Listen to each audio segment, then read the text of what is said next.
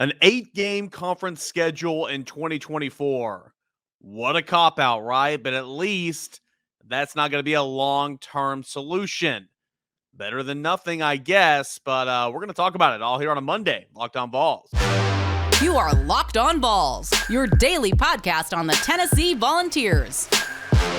Part of the Locked On Podcast Network, your team every day.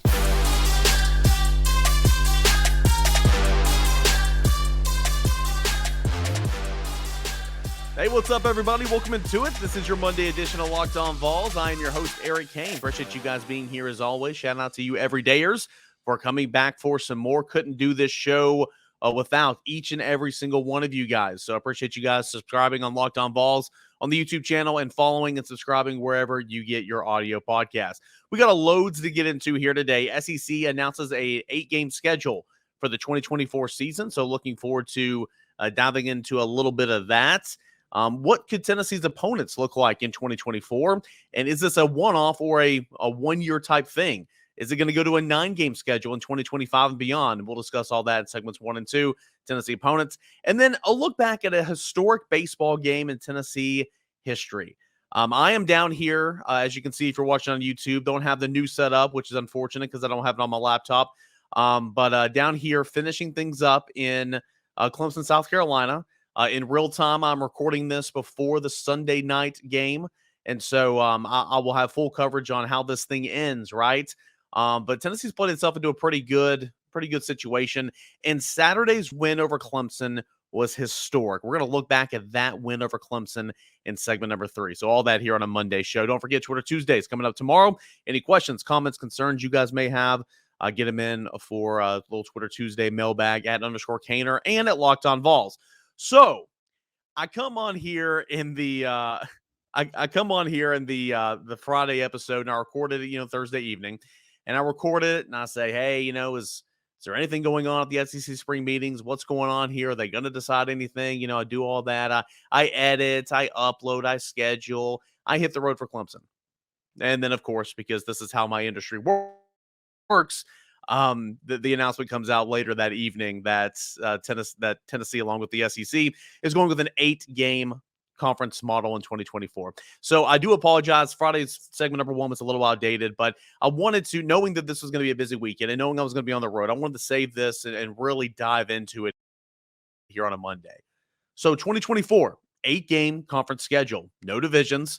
It's supposed to be positioned as a one-off. Well, if it's going to be a one-off, if it's just going to be 1 year, why on earth would you not just, go ahead and just make it a 9-game conference schedule? Well, 2 big factors. We've talked about it a little bit here on the show. But of course, Ross Dellinger of ESPN's been all over it. It's Ross Dellinger of Sports Illustrated, He's been all over it. ESPN, additional revenue. ESPN is going to be the SEC's sole broadcasting partner in 2024. The negotiated terms right now are for an 8-game conference schedule. The SEC presidents, the SEC chancellors, athletic directors, and probably Greg Sankey himself obviously would want a bigger revenue split from ESPN if you're going to add another conference game on there. That is going to be 16 more conference games that you're going to be able to broadcast, right? And so that is a big one, and that's something that obviously we shouldn't be dismissive over. Money makes the world go round. So when I'm up here talking and when I'm up here, saying it's pathetic and it's insulting that the SEC won't go to a 9-game conference schedule, I still believe that. But I do know, you need to get those monies and those cents right. You need to get those monies aligned, if you will. And right now, there's just not enough opportunity to do that. ESPN is over the course of laying off a ton of its staff. It's taking on, it's going to be negotiating a new NBA deal. It's want to take on a little, professional wrestling and doing a couple of different stuff. So they're really in no, ballpark to be negotiating right now to make that a short fix. So I understand that one a little bit. What I don't necessarily understand is another reason why the SEC opted for an 8-game schedule in 2024 was to see what it may look like the college football playoff expansion process, the selection process for that college football expanded playoffs. Kind of to seeing, what the committee votes on, what the committee values and all that. And that will also kind of determine, do you want to go to 9 games in 2025 or do this 8-game thing, through 2026, 27, whatever the case may be. It's not a very big sample size. If you're going to evaluate and look at the committee and see how they go about things for 1 year in 2024, that is not a very big sample size. Plus, might I remind you that the College Football Playoff Committee changes up every single year. What does the committee value more this year to that year? We won't know. So that reason, I don't necessarily buy into that whatsoever. Sure, if you play one more conference game, you're tacking on 8 more losses to the conference because, of course, there's 16 teams with Oklahoma and Texas joining. If you play one more conference game, then half the league is going to lose a game. Could the difference in 3 wins and 2 wins get you into college football playoff? Absolutely. I'm not disputing that.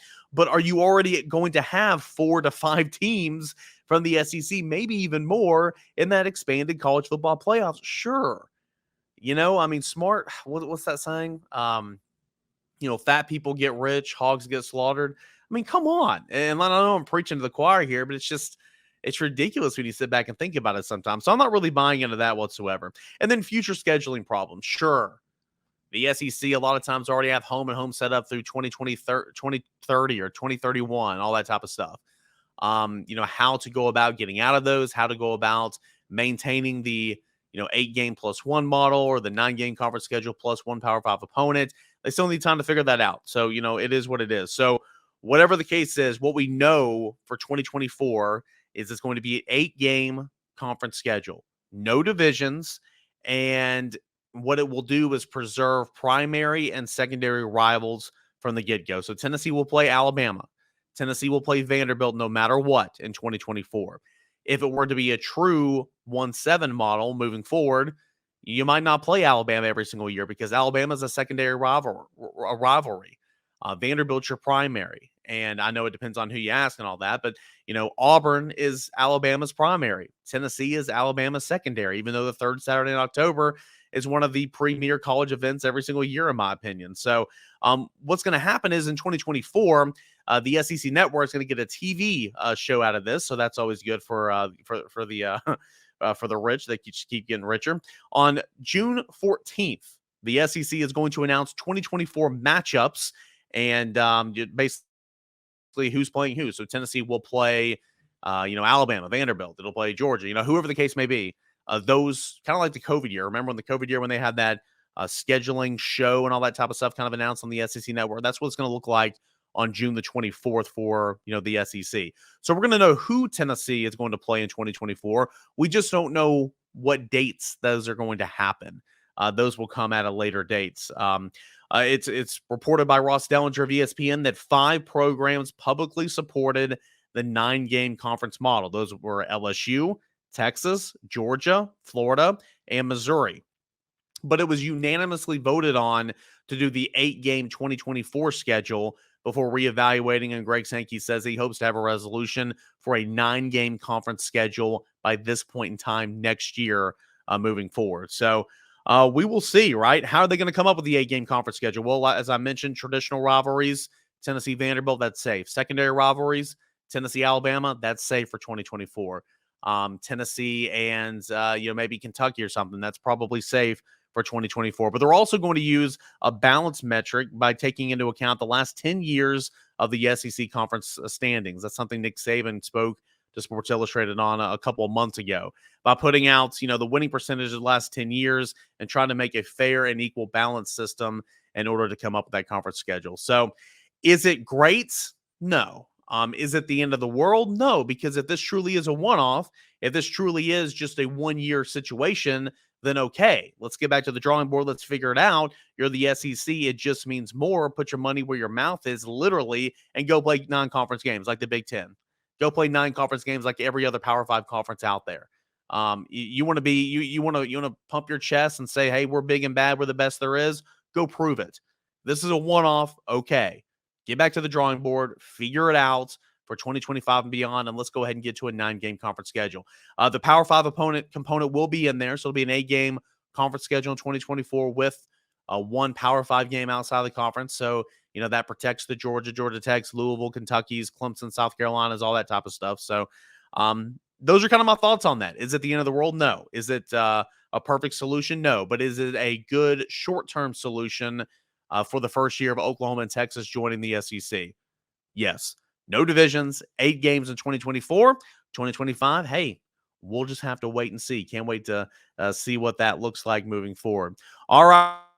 When we come back, we got into it a little bit there, but who could be Tennessee's opponents for the 2024 season? We'll discuss all that when Locked On Vols returns. But hey, make a fast break at FanDuel for the NBA playoffs. Conference finals, they're going on right now. And because of that, new customers can get a no-sweat first bet up to $2,500.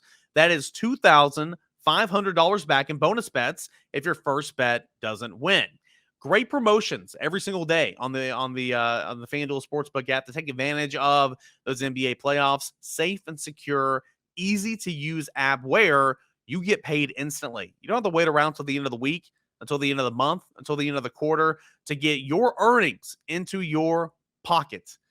Get paid instantly. That is at FanDuel Sportsbook. There's no better place than bet on all the playoff action than over at America's #1 sportsbook right now. So go ahead and visit FanDuel.com/lockedon and get a no-sweat first bet up to $2,500. That is FanDuel.com/lockedon.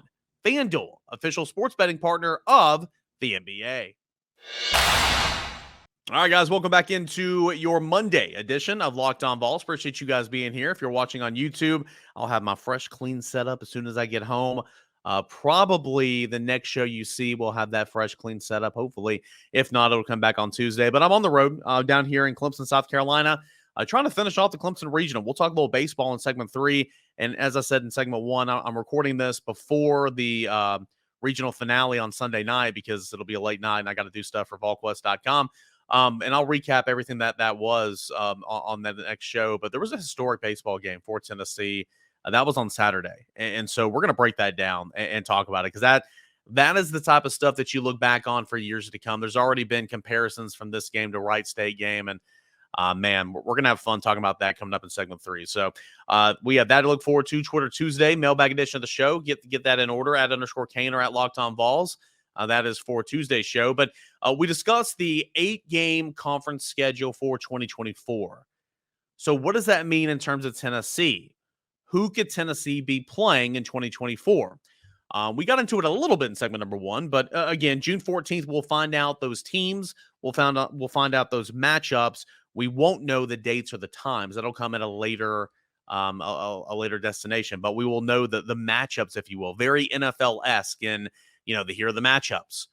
And then, a month later, here's the schedule and all that type of stuff. So trying to make it a year-round thing, a year-round business. And I agree with that. I think that's smart, for the SEC and for Greg Sankey. But when you look at the 2024 schedule, okay, so just if you go, look up the 2024 schedules, a couple different websites out there for Tennessee, throw the order out of the book. Okay. That doesn't mean anything, but look at those non-conference games.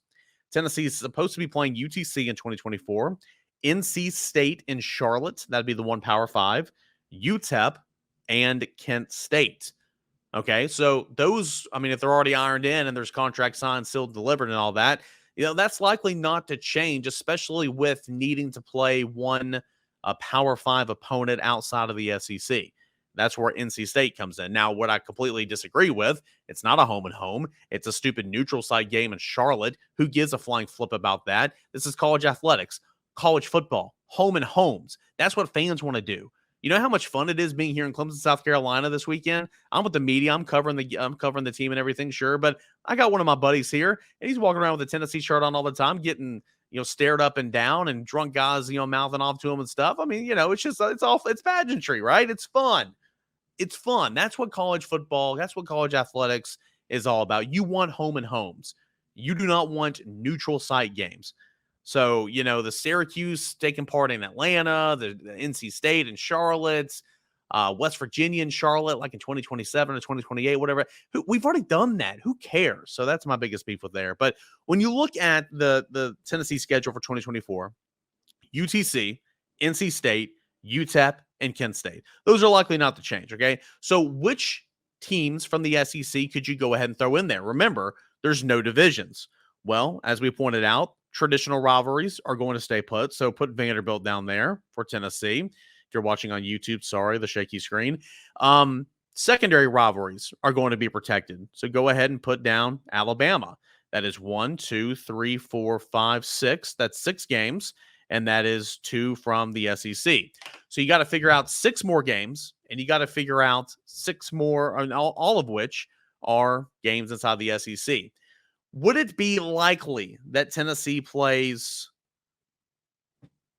Alabama and Georgia in the same season in 2024? If you're talking about fair and balanced equality, probably not, especially if you're going over that 10-year span of winning percentages in the SEC. I think it would be unlikely that Tennessee and Georgia would play in 2024. This is just me, okay? There's not been a report. There's not been any speculation, talk through the back channel. This is just me. Obviously, Tennessee would play Vanderbilt. Tennessee would play Alabama. I don't see Tennessee playing Georgia in 2024. But what's that mean? Could Tennessee play an Ole Miss? Could Tennessee maybe play an LSU? Tennessee's going to get some good teams from the SEC West for sure.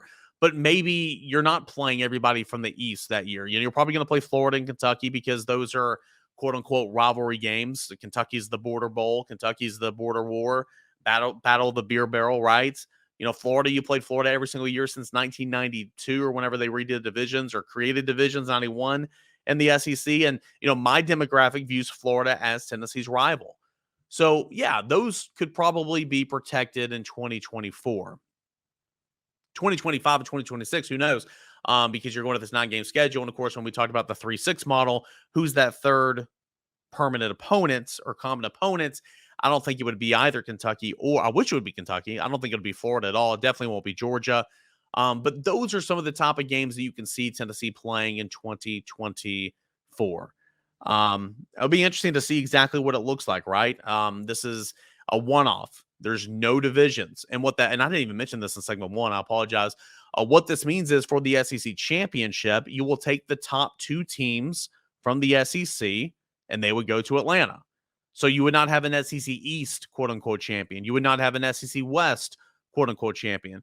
You would have 1 through 16. Team 1, Team 2 would go to Atlanta, and they would play for a conference championship. So that is also a big part of this whole thing. I should have mentioned that in segment number 1. But nonetheless, that's kind of how you get to Atlanta. So it'll be really interesting to see exactly, what teams Tennessee is going to be playing in 2024. Like, let's be honest. Would anybody be upset if Tennessee didn't play Missouri in 2024? The answer is probably no. Would anybody be upset if Tennessee didn't play? I mean, everybody else in the East, you kind of have a thing for, right? Vanderbilt, you want to play. Kentucky, you want to play. I mean, okay. Would it upset anybody if Tennessee didn't play South Carolina? Maybe in 2023 because you want to get some revenge on South Carolina knocking you out of college football playoff contention in 2022. You want to get some revenge of that embarrassing loss in Columbia, South Carolina. But I'm asking long-term, Tennessee, South Carolina, would you really be that hurt? We had, we were talking with Locked On Gamecocks the other day, and, we were talking about how there's this kind of starting to become a little bit of a rivalry, sure. But in the grand scheme of things, you mean to tell me you care about South Carolina more than you care about the likes of Florida or Kentucky? I don't think so. So there's an opportunity in 2024 to not only play Alabama, to not only play whatever was going to be the rotational opponent, the cross-divisional opponent for that season, but also maybe a Mississippi State, which I wouldn't care about, but maybe another LSU, maybe an Ole Miss, maybe an Arkansas, maybe another Texas A&M, though highly unlikely because Tennessee plays Texas A&M this year. With that metric, Tennessee played LSU just the year before. So I don't know. Someone a lot smarter than me is going to figure out that schedule, but it's kind of exciting, right? And then hopefully by this point in time in 2024, when the SEC spring meetings wrap up in Destin, Florida, we have come to a resolution on a 9-game conference schedule where you're going to get a bigger piece of the pie, bigger revenue split from ESPN, where you're not going to hide behind the fact of wanting to see what a college football playoff selection committee process looks like. We'll see. We'll see. I don't know. When I think about the schedule possibilities for Tennessee in 2024, it does excite me because it means for sure you're going to play Alabama. It means for sure you're going to play Vanderbilt. And then from there, who knows? Maybe you avoid a loss by, potentially at this point in time, maybe Georgia's going down and Tennessee has surpassed Georgia. I don't know. That's only 2 years away, but we'll see. But maybe you could avoid a loss on that schedule if Georgia's still where Georgia is right now. especially if Tennessee continues progressing. So we'll see. A lot of excitement, but what we do know in 2024, Tennessee will play the 4 non-conference: UTC, UTEP, Kent State, NC State, and Charlotte. That takes care of the Power 5 opponents. And then Vanderbilt and Alabama will be protected. So your guess is as good as mine. We'll see exactly what Tennessee's schedule looks like in 2024. And I'm sure we'll have a whole lot of time discussing those opponents on June 14th when the SEC Network unveils its nice little TV show to get your viewership and to get your dollars, and then come around and do another TV show later on that tells us the dates and the time. So looking forward to that. Hey, let's recap a baseball game that was historic on Saturday night and the Clemson Regional. That's coming up next right here on Locked On Vols. All right, guys, we got a final segment left here of this Monday edition of the show. We will recap everything that was the regional final from Clemson that happened Sunday night on tomorrow's show. Again, guys, I'm recording this ahead of that Tennessee showdown in the Clemson regional final for Sunday night because it's going to be a late night and I'm going to be at the ballpark for a while. If it was anything like Saturday night, I'll be leaving the ballpark at about 1:30 in the morning. There's a reason why I want to go ahead and get this out of the way. And of course, regardless though, Tennessee's in a really good spot. If Tennessee were to lose the Clemson regional on Sunday night, Tennessee would get an opportunity to play again on Monday. So Tennessee's sitting in the driver's seat big time. What this means is essentially because Tennessee knocked off Clemson on Saturday, Clemson and/or, because again, while I'm recording this right now, the game's going on, Clemson and/or Charlotte is playing an elimination game or played an elimination game on Sunday at noon. The winner of that game would need to win 2 times. Not only that game they just played, but they would need to win later that night against Tennessee, and then on Monday to be the overall regional championship. Tennessee just needs one more win. And so that is why winning those first 2 games in regional play are so critical. And that is why Saturday was so neat. And I'm sitting here Sunday morning and Sunday around lunch. I'm still just trying to reflect, remember. There were so many points in times where it was like, oh, Tennessee's going to win.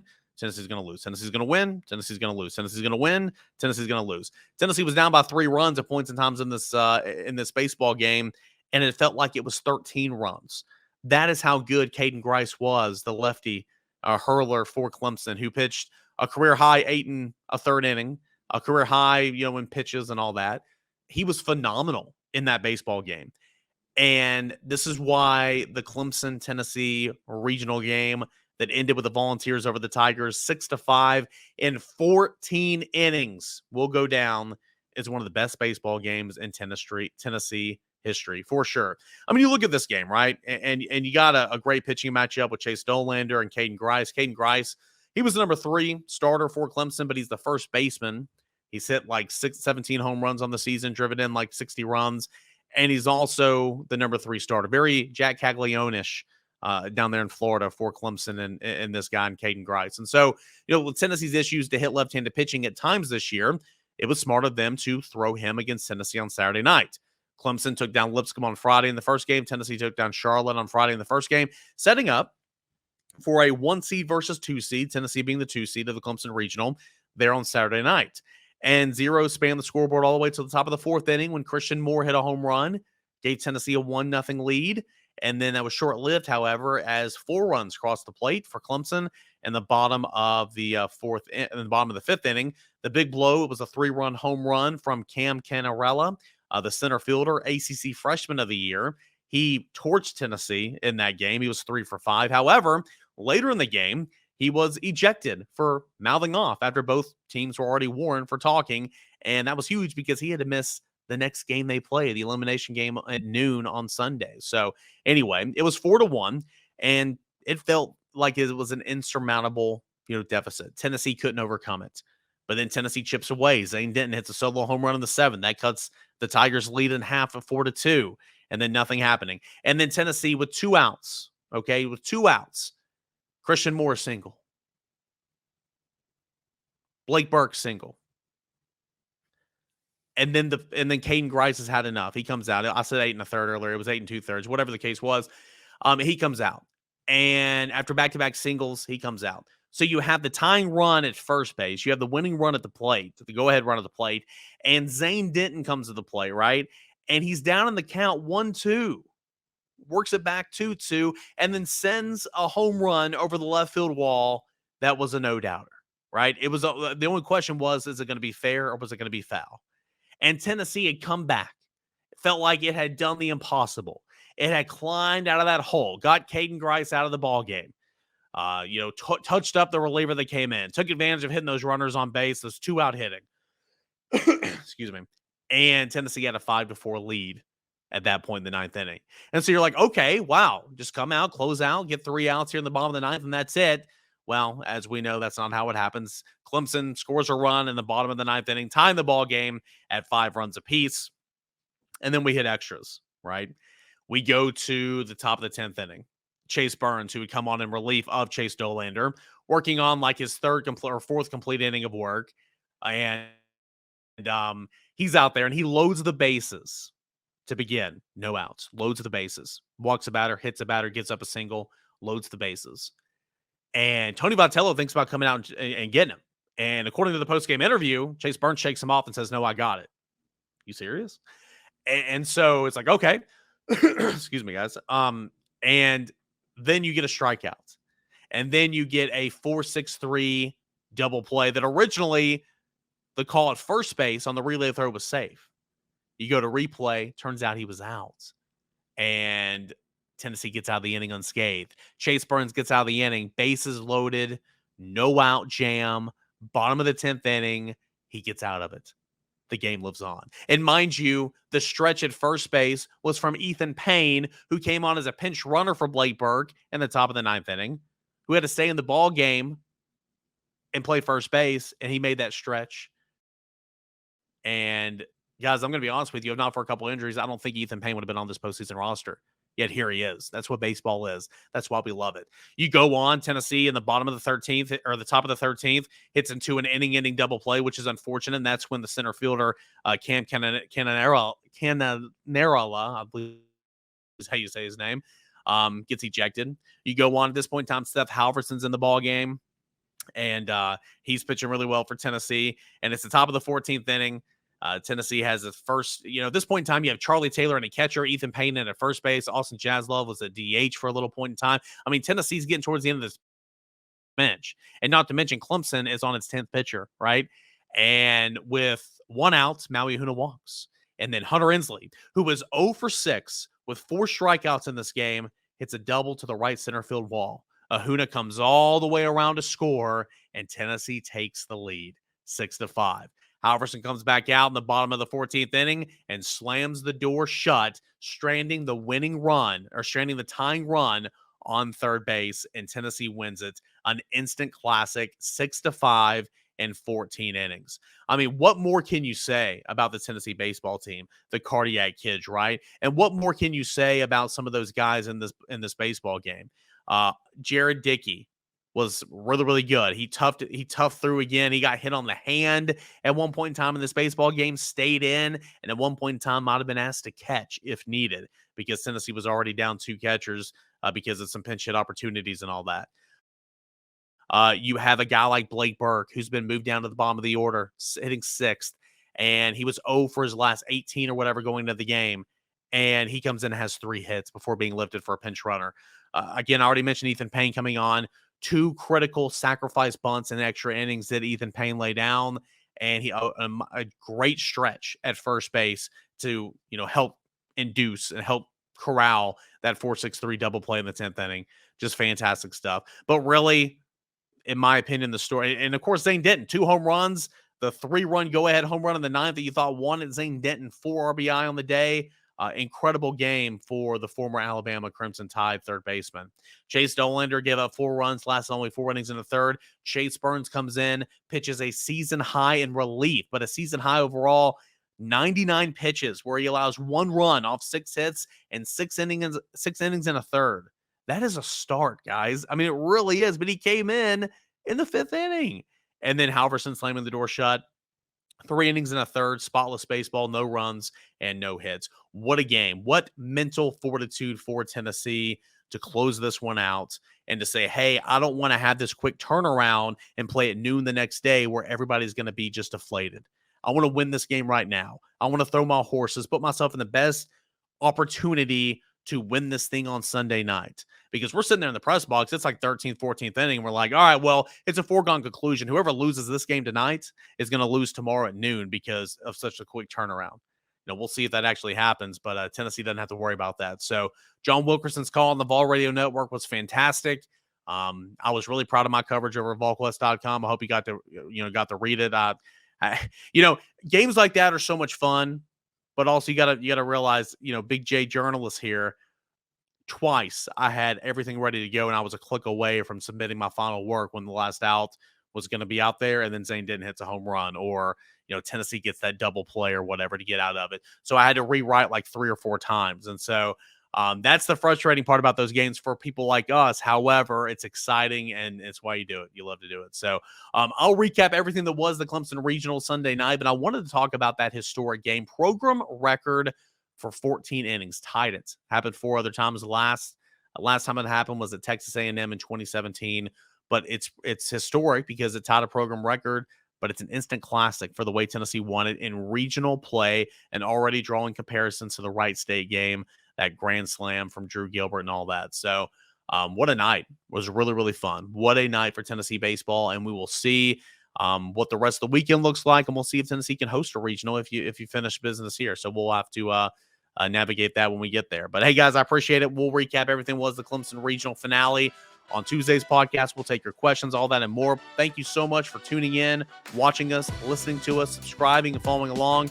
Hit that subscription button wherever you get your podcasts, on YouTube or Apple Podcasts, Spotify, Google Play, wherever. Appreciate you guys as always. Thank you, everydayers. And check out Locked On SEC. Make that your second listen right after we get done here on Locked On Vols. Guys, enjoy the rest of your Monday, everybody.